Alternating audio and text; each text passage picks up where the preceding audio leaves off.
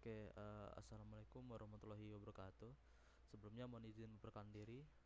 Nama Rehan Faris Novanto dari kelompok 3 dan rekan-rekan saya ada Dava Firdaus, Marza Hanaya Melodia Goga, dan Ahmad Samsul Arifin. Dengan NIM belakang masing-masing dari kami, saya Rehan Faris Novanto, NIM belakang 83, rekan saya Dava Firdaus, NIM belakang 93, rekan saya Naya, NIM belakang 103, dan terakhir rekan saya Ahmad Samsul Arifin, NIM belakang 113. Yang pertama yang akan kami bahas pertama adalah resume dari jurnal internasional yang kami dapatkan, yaitu penerapan data mining untuk menganalisis kepuasan pegawai terhadap pelayanan bidang SDM dengan algoritma C4.5 yang akan disampaikan oleh rekan saya Ahmad Samsul Arifin. Yang pertama yaitu latar belakang. Latar belakang dari penelitian ini dilakukan untuk memahami kepuasan pegawai terkait pelayanan bidang sumber daya manusia (SDM). Dengan menggunakan metode data mining, data kuesioner, pegawai diproses untuk menemukan pola-pola yang dapat diandalkan dalam menentukan faktor-faktor kepuasan. Tujuan dari penelitian ini untuk mengetahui tingkat kepuasan pegawai atau staf dari Stikom Tunas Bangsa Pematang Siantar. Metode yang digunakan dalam penelitian ini menggunakan algoritma C4.5. Salah satu metode dalam data mining untuk membangun pohon keputusan. C4.5 mengubah data menjadi aturan-aturan yang mudah dipahami, dan hasilnya digunakan untuk mengklasifikasikan kepuasan pegawai. Algoritma C4.5 ini bekerja dengan membagi data secara rekursif berdasarkan atribut yang memiliki nilai gen tertinggi, menghasilkan pohon keputusan yang menjelaskan pola kepuasan pegawai tersebut. Nah, dari isi penelitian dari analisis data ini, kami mengambil data dari beberapa kuesioner dari pegawai atau staf Stikom Tunas Bangsa Pematang Siantar. Bisa dilihat dari tabel tersebut, itu merupakan hasil data kuesioner pegawai dari Stikom Tunas Bangsa Pematang Siantar.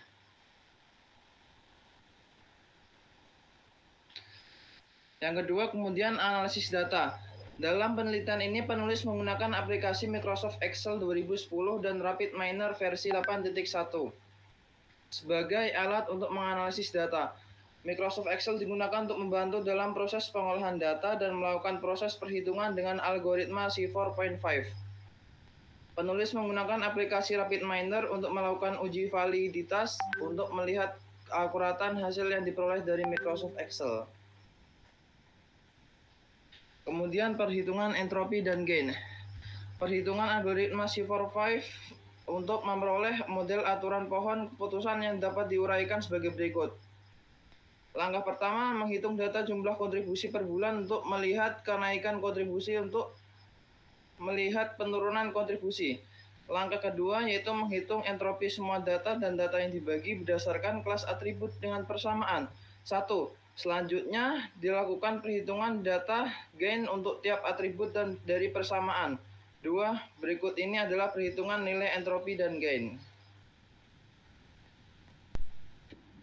Di sini adalah perhitungan entropi dan gain.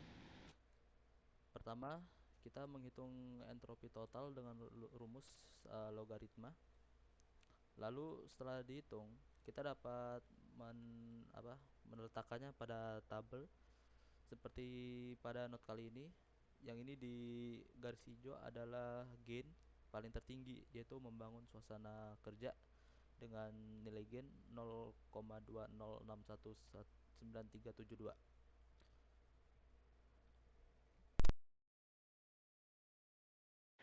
Ya, lanjut ke pohon keputusan node 1.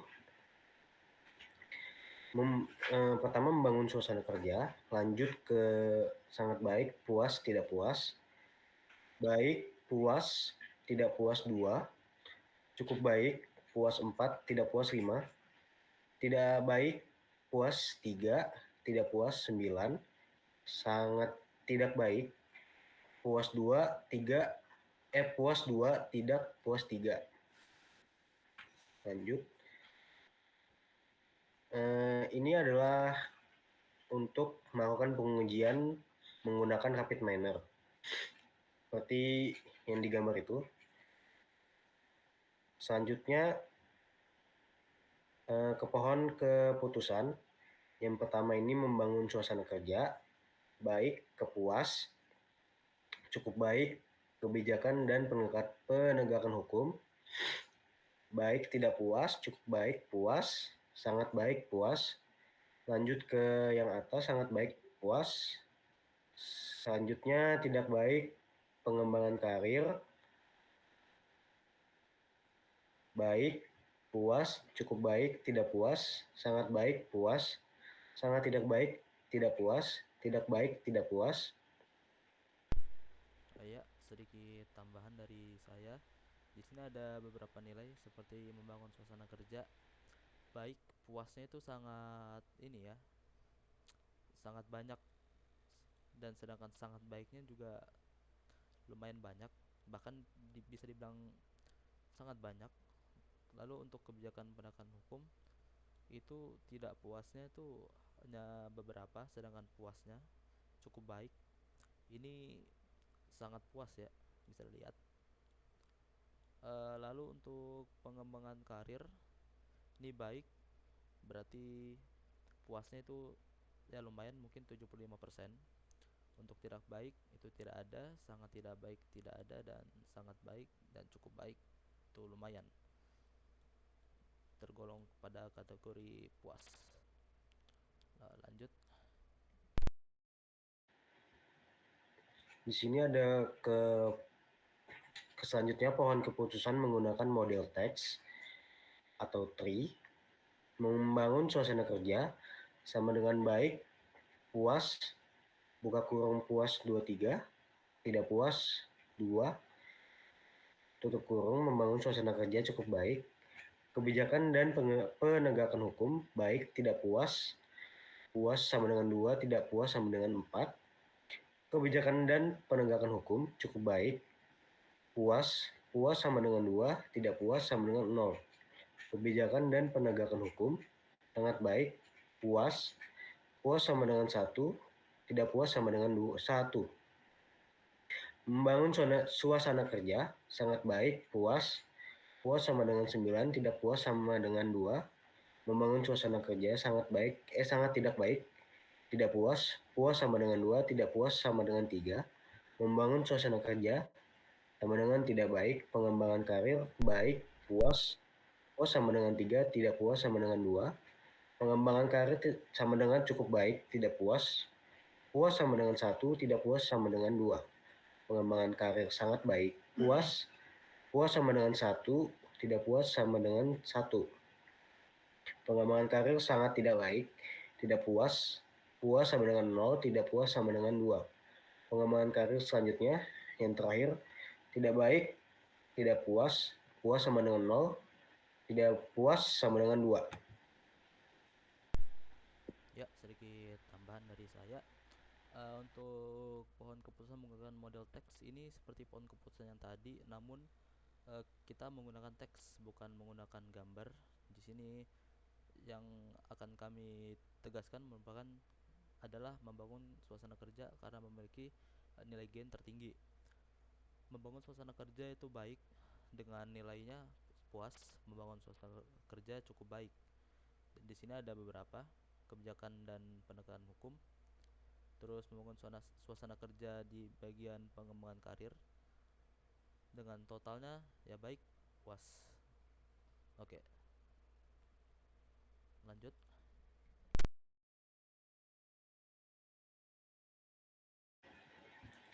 Isi dari penelitian berdasarkan dari penjelasan sebelumnya mengenai tahap-tahap penggunaan serta hasil yang telah ditampilkan, maka selanjutnya membahas mengenai keterkaitan dari hasil yang didapat antara perhitungan manual algoritma dengan hasil yang ditampilkan oleh tools RapidMiner. Dalam melakukan validasi perhitungan manual algoritma, harus telah menampilkan hasil akhir berupa pohon keputusan, serta data yang digunakan haruslah data yang valid dan menerapkan C4.4.5 untuk menganalisis kepuasan pegawai pada pelayanan bidang SDM atau Putrama Al-Khairi 49 sama dengan yang dipakai pada Pada tools, dari gambar di atas dapat disimpulkan bahwa data yang digunakan adalah data valid dan dapat dibuktikan dengan tools RapidMiner, serta dapat menampilkan hasil yang sama dari perhitungan manual maupun dengan tools RapidMiner. Hasil penelitian, terdapat ditemukan bahwa ada 5 dimensi utama yang mengaruhi kepuasan pegawai. 1. Pengembangan karir, 2. Kepemimpinan, 3. Kebijakan SDM dan penegakan hukum, 4. Suasana kerja, dan yang terakhir pemberian salary dan reward.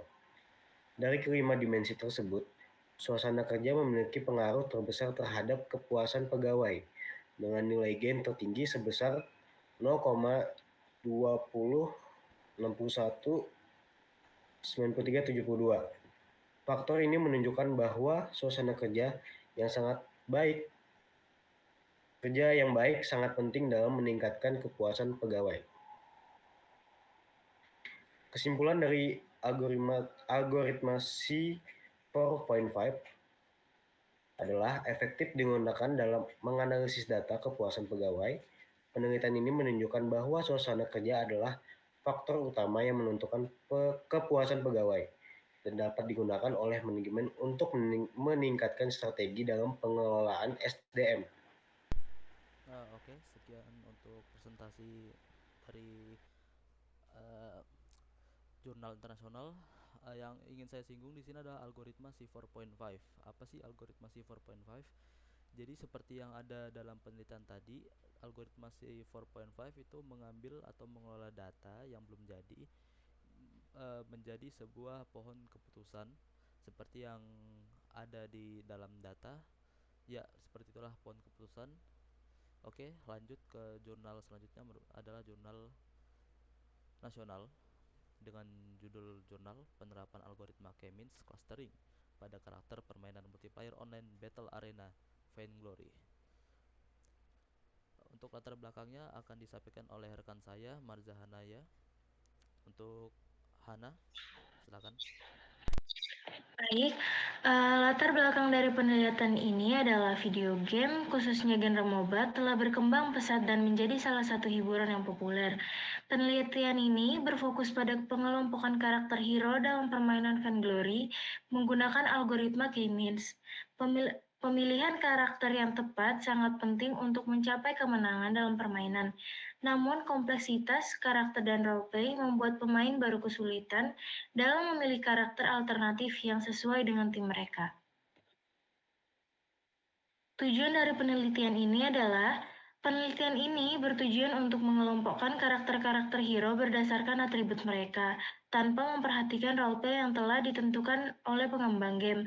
Hal ini diharapkan dapat membantu pemain, terutama yang baru, untuk menemukan alternatif hero yang sesuai dengan komposisi tim. Metodologi tools WK digunakan untuk menghitung jarak antar data dan pusat klaster sentroid, serta mengelompokkan karakter ke dalam 3 klaster utama berdasarkan kemiripan atribut. Isi dari penelitian ini diambil dari data web resmi Vainglory. Pada tabel 1 terdapat pusat klaster awal seperti nomor 1, atribut berupa HP dengan HP 775 berada di klaster 0, sedangkan HP 863 berada di klaster 1, sedangkan HP dengan 615 berada di klaster 2. Dan HP regen, EP regen sampai ke movement speed. Lalu ada tabel kedua, tabel dari proporsi klaster. Nomor 1 yaitu dari klaster 0 terdapat 17 hero. Lalu pada nomor 2 terdapat 9 hero dari klaster 1. Lalu nomor 3 terdapat 17 hero dari klaster 2. Ya, saya ingin memberikan tambahan pada tabel nomor 1. Mungkin bisa dilihat pada tabel nomor 1 ini sangat penting untuk ke pembahasan selanjutnya, di mana XP dan atribut dari berbagai cluster ini itu akan dibentuk menjadi sebuah diagram pada isi atau data dari penelitian selanjutnya. Lanjut. Pada tabel 3 terdapat tabel proporsi dari atribut yang dimiliki hero. Yang seperti nomor 1 yaitu HP dengan HP 750,176 terdapat pada klaster 0.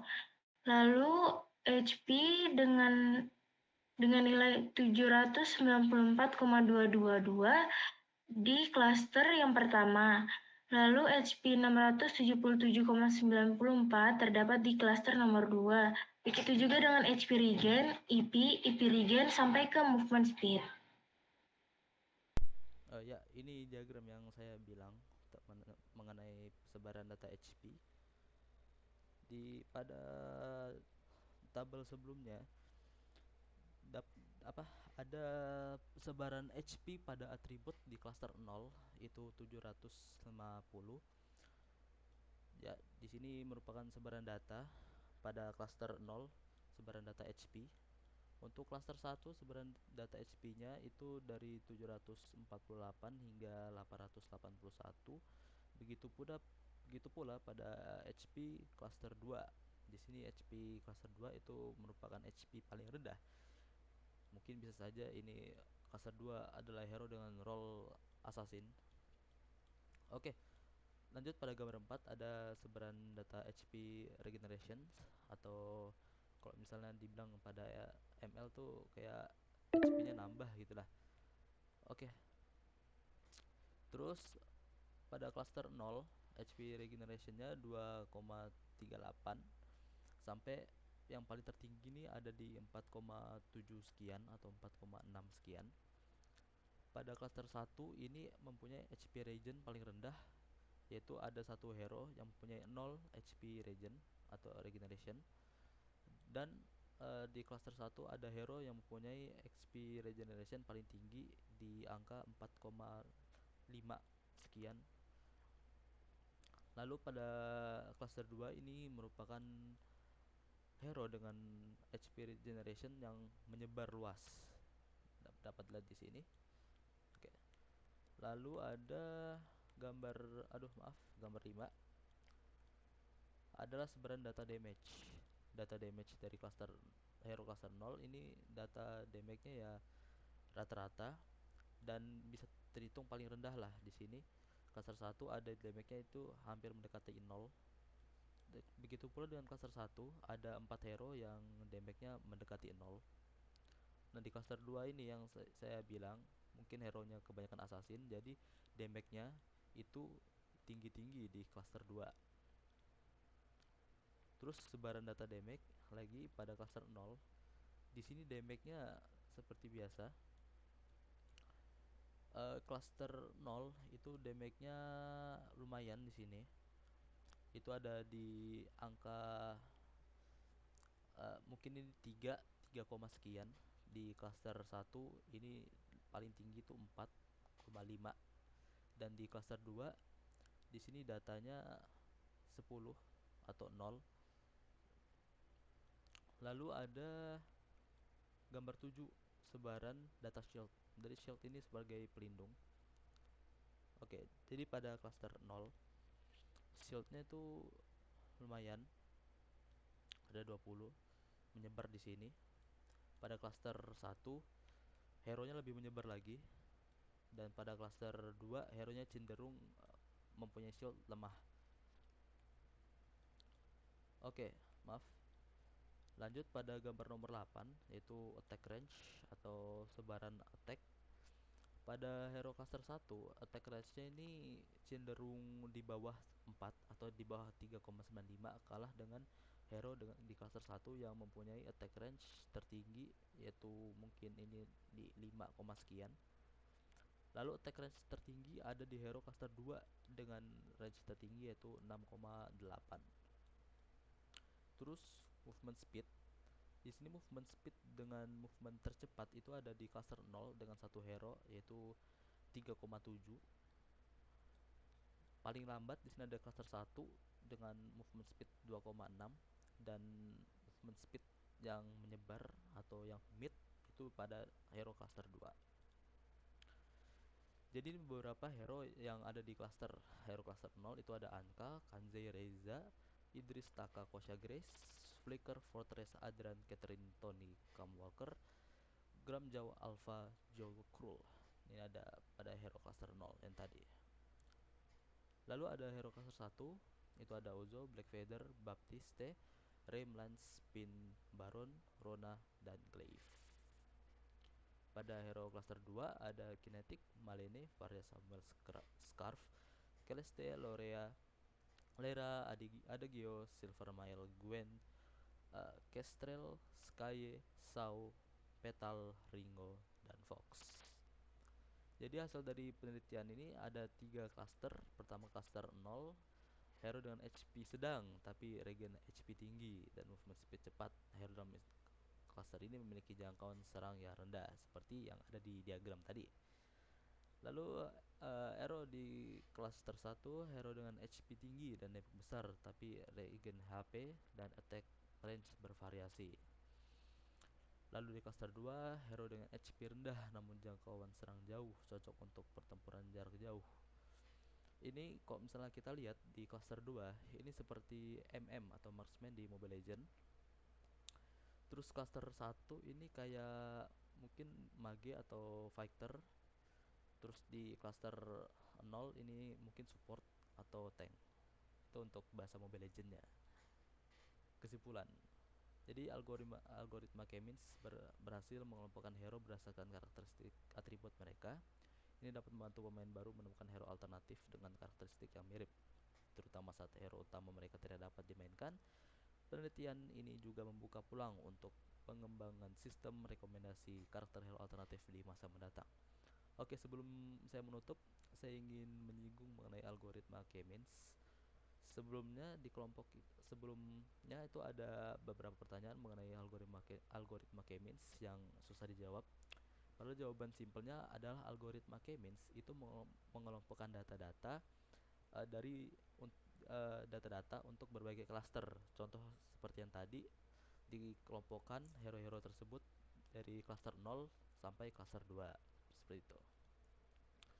Oke, sekian presentasi dari kami. Kurang lebihnya kami mohon maaf.